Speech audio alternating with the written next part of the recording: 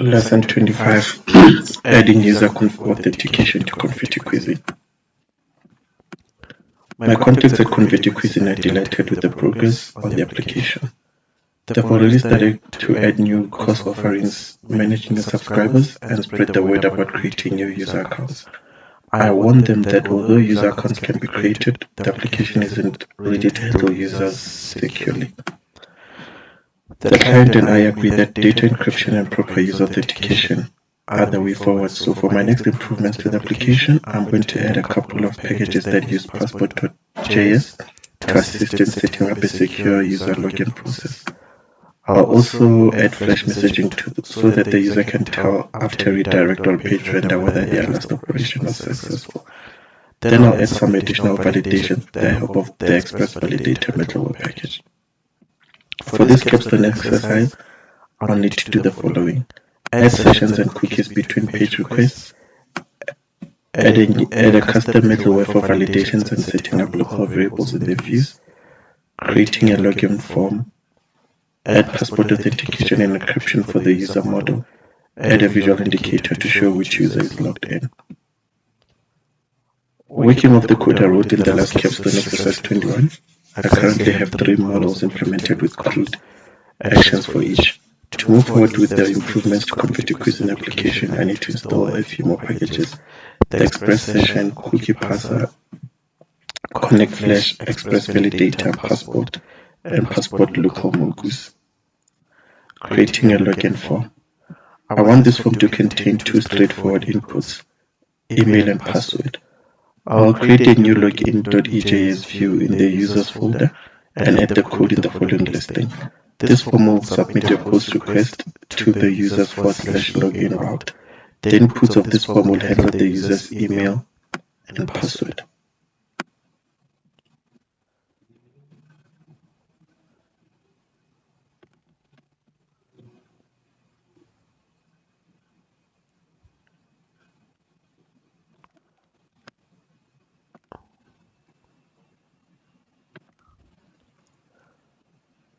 So our form uses the method post, and the action for it's going to be users /login. It has a heading of login where within the users will be required to input their email and their password. And it also has a button login, a button to submit that has login for them to log in into their profile.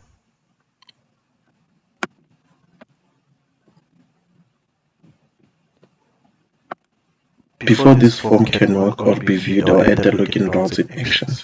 The login will accept get and post requests as shown in the following listing. So with this login action, the route is /users /login, and then it goes to user control and invokes the login function. With the post, the same thing, it /users /login and goes to user controller and invokes authenticate. When the user wants to log out, it goes to users /logout to users controller.logout, enables the logout function, and then the redirect view that would have specified to where the page needs to redirect to. With these routes in place, I need to create their corresponding actions before my form is viewable at users /login. First, I'll add the login action from the next listing to users controller. So this is the action that will, when the user logs in, it will render the login page. In the next session, I use the passport package to start encrypting user data so that this login form will have a purpose. To start using passport.js, I need to require the passport module in the main.js and in users controller.js by adding const passport require.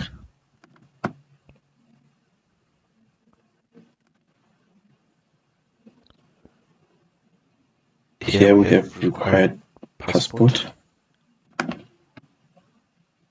to the top of both files. These files are the ones within which I'll set up hashing and authentication. Next, I need to initialize and use passport within Express.js's middleware. So, because passport uses sessions and cookies, I also need to require Express session and cookie parser to main.js. This is the cookie parser required, and Express sessions are also required.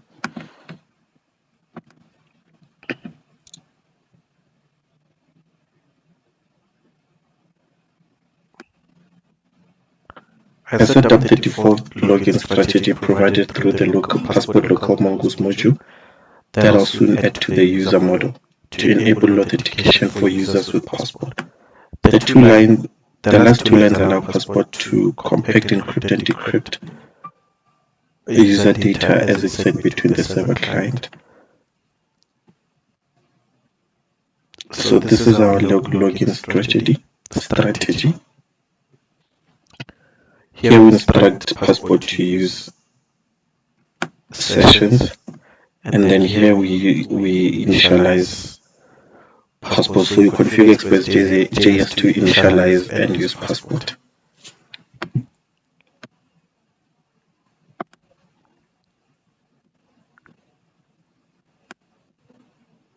So here we serialize our user and deserialize our user using the passport.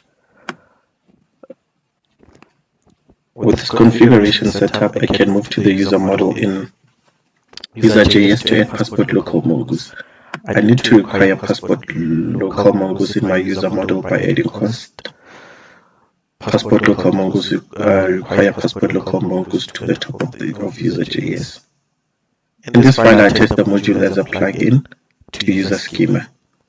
As shown in listing 25.5, this line sets up passport local mongoose to create salt and hash fields for the user in my database. It also treats the email attribute as a valid field for logging in and authenticating. This code should be placed just above the module exports line.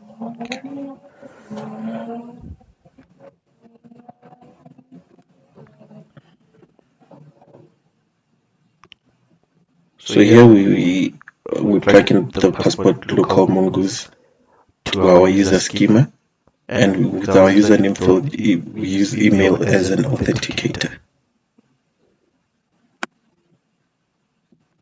With sessions and cookies ready to attach data to the request and respond to the user, I'm ready to integrate Flash messaging by using Connect Flash. To configure Connect Flash, I need to require it in main.js as a constant called Connect Flash by adding the following line: Connect Flash equals to require Connect Flash. We have required Connect Flash. Sorry. Now that the middleware is installed, I can call on any Flash request in my application, which allows me to attach messages to the request. To get these request Flash messages to my response, I add some custom middleware in main.js as shown in listing 25.6. By telling Express.js app to use the custom middleware, I'm able to assign a local variable called Flash messages to objects containing Flash messages created in my controller actions. From here, I'll be able to access the Flash messages in my views. So we assign Flash messages to a local variable with the next.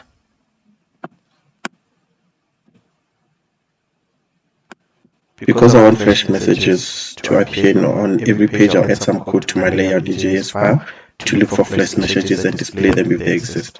I add the code in listing 25.5 to EJS above. I intend to show only success and error messages. First, I checked whether Flash messages is defined. Then I display success messages or error messages that are attached to the object.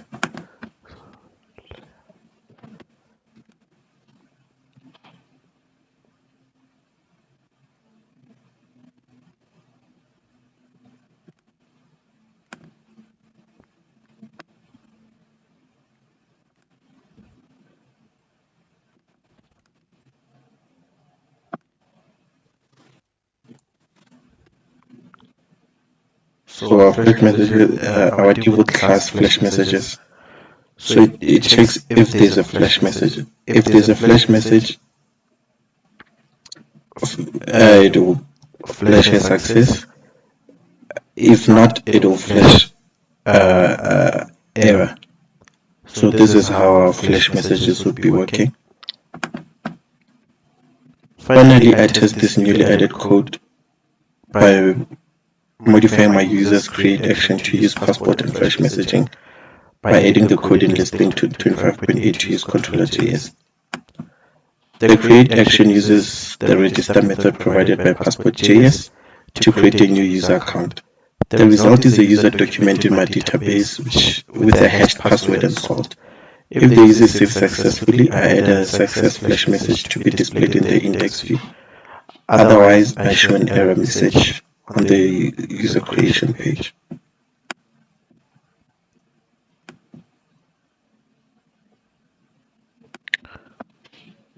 So this is our create action to register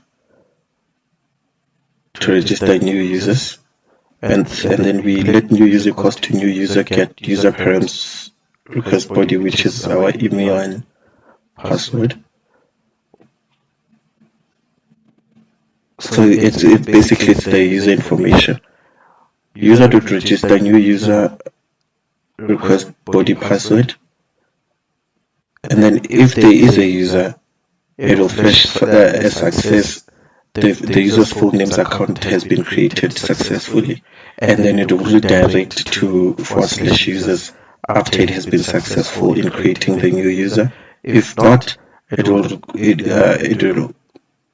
flash error failed to create user account, because and then it will give the error message of why it wasn't possible to create that new user. Then it will redirect to /new for the user to try and input the information again. With this in place, I'm ready to demo my new passport.js registration process with flash messaging. Next, I add some custom validations before users are created. I know that I want data to pass through some middleware validation function before it reaches the create action in the user's controller. So I changed my user's /create route to take the requirement into consideration as shown in listing 25.9.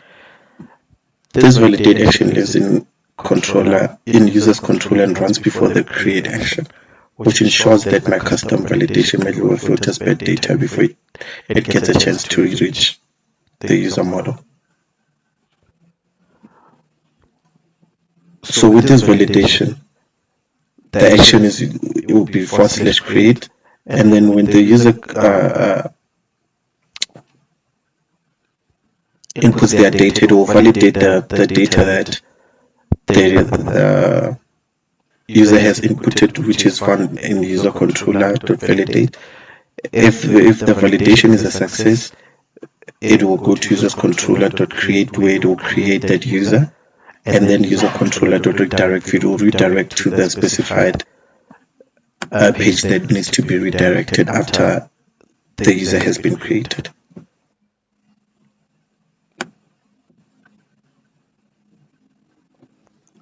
So our validate action has a request, response, and a next. With the request .sanitize body, it will sanitize our email and it will normalize the email, where it will look for the standard way of emails, and then it will convert the cases to lowercase. It will trim and leave no white spaces.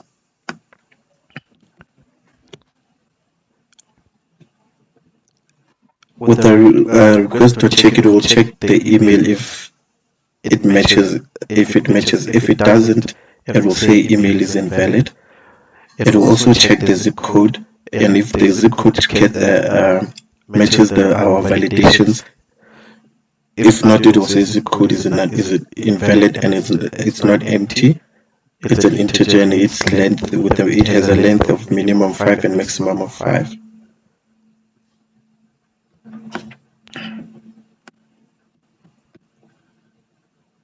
And then we sanitize and check input field data.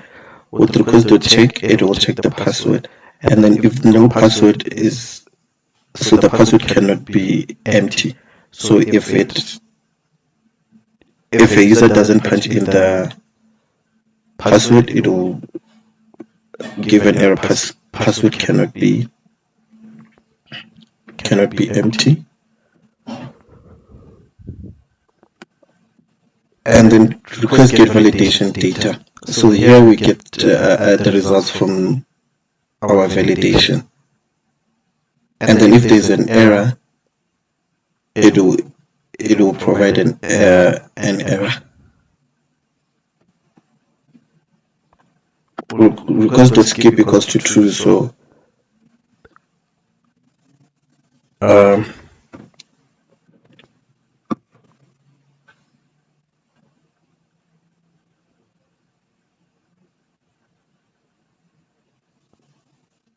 sorry.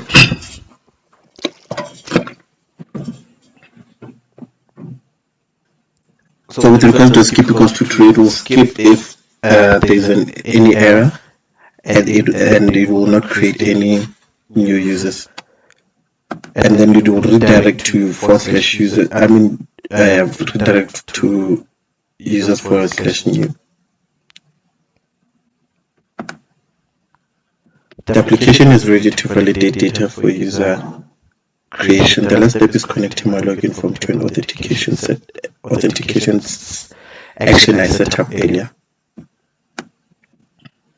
Passport makes my life easier by providing some default methods to use as middleware and requests.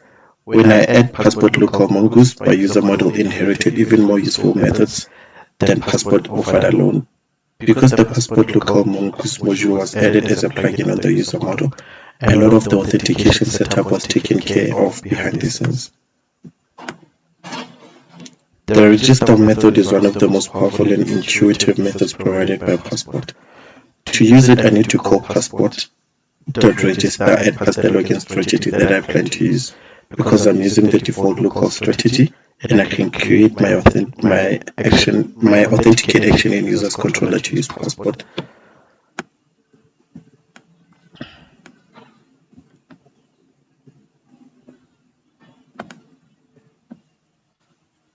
So with authenticate, we use the method passport.authenticate with a local. So if there's a failure, we redirect the user to /login with the message free to login. And if there's a success, we redirect it will flash logged in and redirect the user to the index page.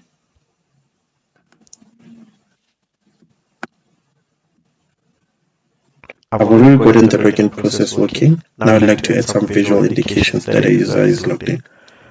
First, I set up some variables that help me know whether there's an unexpired session for a logged in user.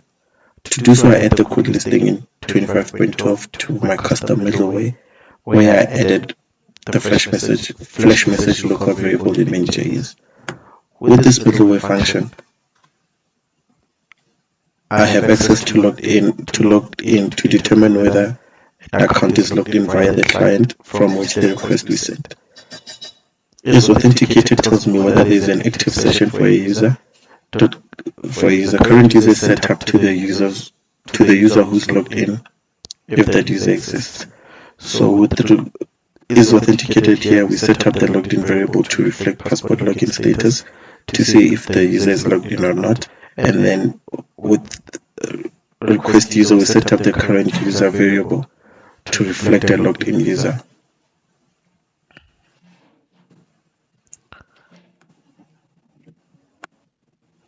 Now I can use these variables by adding the code in listing 25.12 to the navigation bar in my layout. I check to see whether logged in is true, telling me that the user is logged in. If so, I display the full name of the current user linked to the user's show page and the logout link. Otherwise, I display a sign in link. So here we checked if the user is logged in. And if the user is logged in, the user will be logged in as that user, and that user's ID, where it will show the user's full name. And then there will be a logout link that we found at users/logout. And then we'll also have a login where it will find under the login page.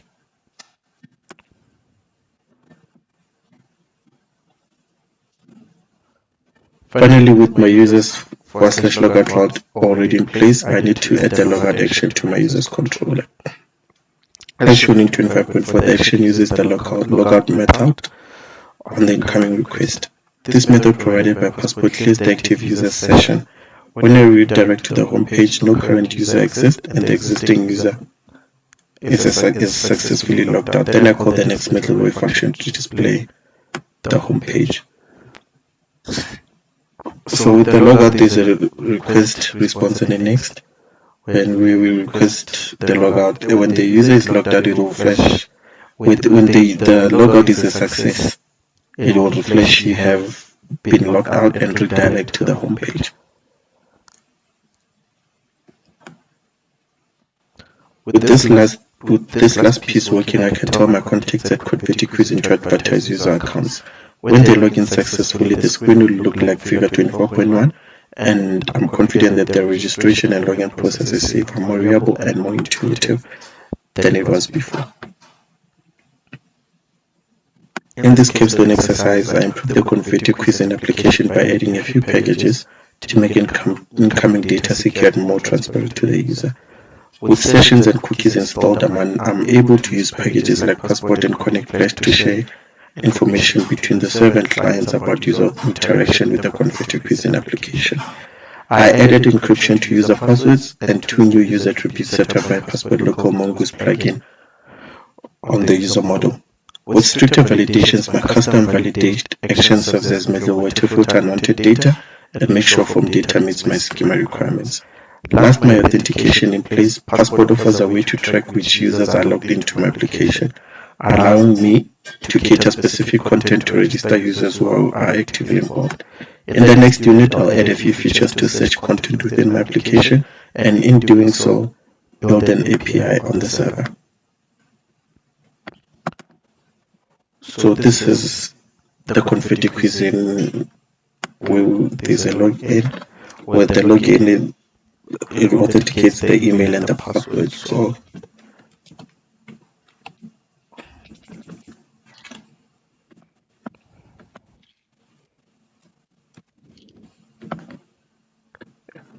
when you logged in, it will say logged in as your full name.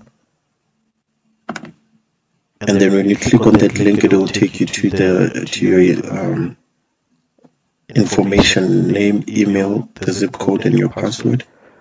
You can edit your details, you can delete them, and then we can log out, and then it will say you have been logged out and redirect you to the home page.